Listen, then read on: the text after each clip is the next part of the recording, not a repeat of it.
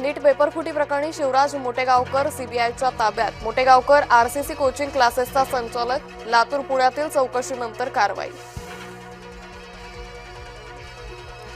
नीट पेपरफुटी प्रकरणातील आणखी एक अपडेट जय महाराष्ट्रच्या हाती. महाराष्ट्रातील आणखी एक मोठं कोचिंग सेंटर सीबीआयच्या रडारवर.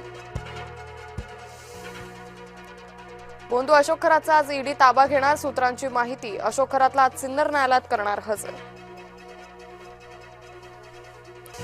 बोंधू खरातचा होता परदेशात पलायनाचा प्लॅन. खरात प्रकरणी अजून एक धक्कादायक खुलासा. अटकेपूर्वी बनावट खात्यांमधून खरातचे संशयास्पद व्यवहारही.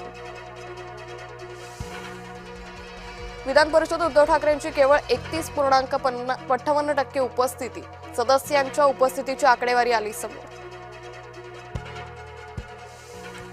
राज्यातील कांदा उत्पादक शेतकरी अडचणीत. कांद्याला मातीमोल भाव. शेतकऱ्यांमध्ये संतापाची लाट. कांद्याला हमीभाव मिळावा यासाठी लासलगावमध्ये शेतकऱ्यांचा एल्गार.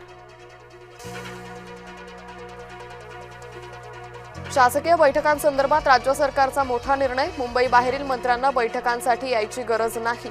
मुंबई बाहेर मंत्र्यांना बैठकांना ऑनलाईन उपस्थित राहण्याच्या सूचना दिल्याची सूत्रांची माहिती. रवींद्र चव्हाणांच्या उपस्थितीत रविवारी ठाण्यातील भाजप नगरसेवकांची बैठक. ठाणे महानगरपालिकेत महासभेवेळी शिवसेना भाजप नगरसेवकांमध्ये झाली होती खडाजंगी.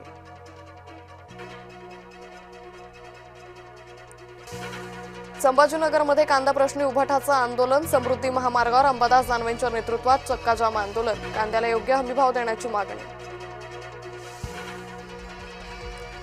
नागपुरात संघ मुख्यालयाजवळ गोळीबार. 3 बाईक स्वारांकडून 2 वेळा फायरिंग. अंमली पदार्थ विक्रीच्या वादातून गोळीबार झाल्याचा संशय.